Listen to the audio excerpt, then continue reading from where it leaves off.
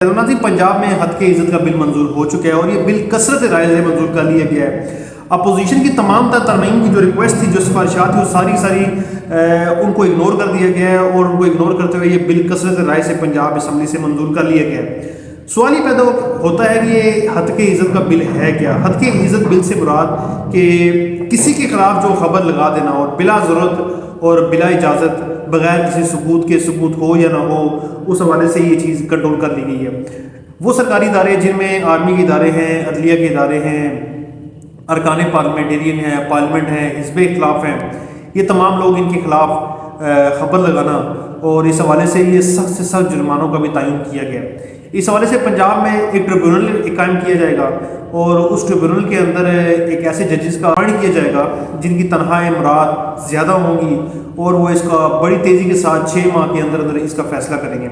اس کے ساتھ ساتھ اس بل کے مطابق کہ اگر کسی حد کے عزت کے حوالے سے کوئی شخص درخواست لے کے جاتا ہے اس ٹریبیونل کے پاس، تو وہ فوری طور پر یہ ٹریبیونل 30 لاکھ جرمانے کا تعین کرے گا۔ اس کے ساتھ ساتھ اگر جرم ثابت ہونے پر 3 کروڑ کا جرمانہ بھی کیا جا سکتا ہے۔ یہ حد کے عزت کا بل بیسکلی کہاں اس کا نفاذ ہوگا؟ اس کا نفاذ بیسکلی ہوگا الیکٹرانک میڈیا پہ،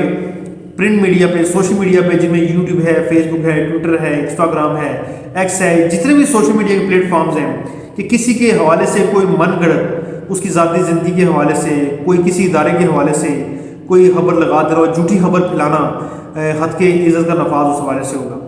بہت ساری صحافتی تنظیمیں اس حوالے سے احتجاج کر رہی ہیں اور وہ اپنے خدشات اس حوالے سے شو کر رہے ہیں، بتا رہے ہیں کہ حد کے عزت کا بل بیسکلی آزادی اظہار رائے کے اوپر ایک قدغن ہے اور یہ آواز دبانے کی کوشش ہے۔